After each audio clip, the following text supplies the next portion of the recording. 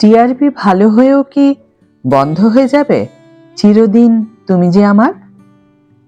ঠকানোর চেয়ে ঠকে যাওয়া, ইনস্টাগ্রামে কি ইঙ্গিত জিতুর? Hi everyone, welcome back to my channel Anjana entertainer. বন্ধুরা, তোমাদের সকলকে আমার এই ছোট্ট ইউটিউব চ্যানেলে স্বাগত জানাই। জিতুর সঙ্গে শট দিতে রাজি নন দিতিপ্রিয়া।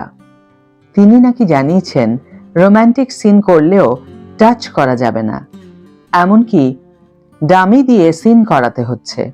নায়ক নায়িকাকে একসঙ্গে দেখাই যাচ্ছে না ফ্রেমে। টেলিজগতের অন্তরে বিশাল কোন্দল। এমনকি এরকম ঘটনা এর আগে ঘটেছে বলেও মনে হয় না। জি বাংলার চ্যানেলের জনপ্রিয় ধারাবাহিকের নায়িকার একেবারে পছন্দ হচ্ছে না নায়ককে।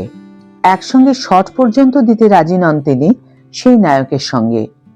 যদিও নিজ মুখে ব্যাপারটা নিয়ে রা কাটেননি এই নায়িকা, অর্থাৎ দিতিপ্রিয়া রায়, তবে ধারাবাহিকের নায়ক জিতু কামাল সরাসরি সবটা তুলে ধরেছেন সোশ্যাল মিডিয়ায়। আর ট্রেন্ড ফলো করলে দেখা যাচ্ছে যে নেটপাড়ার বড় একটা অংশ জিতু কামালের পক্ষেই গিয়েছেন। এদিকে এইসব বিতর্কের মাঝে জিতু তার ইনস্টাগ্রাম স্টোরিতে বাংলাদেশের কবি মেহবুব সরদার সবুজের লেখা একটি কবিতা ভাগ করে নিয়েছেন। সেই কবিতাটির নাম আত্মার শান্তি, যেখানে লেখা ঠকানোর চেয়ে ঠকে যাওয়া সত্যি ভালো, কারণ ঠকে গেলে কষ্ট থাকে, তবু থাকে আত্মার শান্তি। কখনো কারো অভিশাপ বয়ে বেড়াতে হয় না।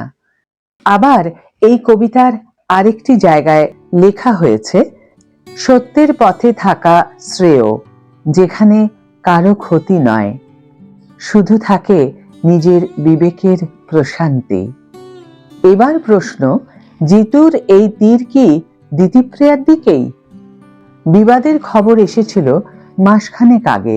সোশ্যাল মিডিয়ায় বিস্ফোরক পোস্ট করেছিলেন দিতিপ্রিয়া। নায়ক জিতু কামালের নামে একগুচ্ছ অভিযোগ তুলেছিলেন সোশ্যাল মিডিয়াতে। দিতিপ্রিয়া রায় বেশ লম্বা পোস্টে দিতিপ্রিয়া যে অভিযোগগুলো তুলেছিলেন তাতে বোঝা যাচ্ছে যে জিতুর ব্যবহারে বেশ অসন্তুষ্ট তিনি।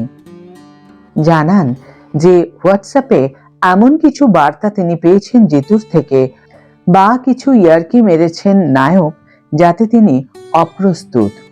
এদিকে দিতিপ্রিয়ার সেই অভিযোগ আবার জিতু ছেলে মানুষ, ভুল বুঝেছে এসব বলে উড়িয়ে দেন। তখনের মতো প্রযোজনা সংস্থার হস্তক্ষেপে ব্যাপারটা ধামাচাপাও পড়ে যায়। তবে মাথা চাড়া দেয় গত সপ্তাহে। 14 নভেম্বর খবর আসতে থাকে চিরদিনই তুমি যে আমারের সেটে ফের লেগেছে বিবাদ। দেরি করে আসছেন নায়িকা।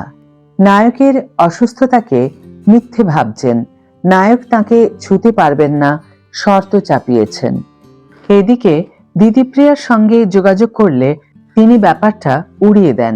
তবে জিতু লম্বা পোস্ট লেখেন ফেসবুকে, জানিয়ে দেন লোকমুখে শুনেছেন দিতিপ্রিয়ার দাবি তিনি খারাপ মানুষ, কোনো নায়িকার সঙ্গে কাজের যোগ্য নন। এমনকি জিতু নিজের সেই পোস্টে এমনটাও জানান যে ধারাবাহিকের প্রযোজনা সংস্থার যে ক্রিয়েটিভ টিম তারা সরাসরি না হলেও ঘুরিয়ে তাকে কাজ ছেড়ে দেওয়ার ইঙ্গিত দিচ্ছে।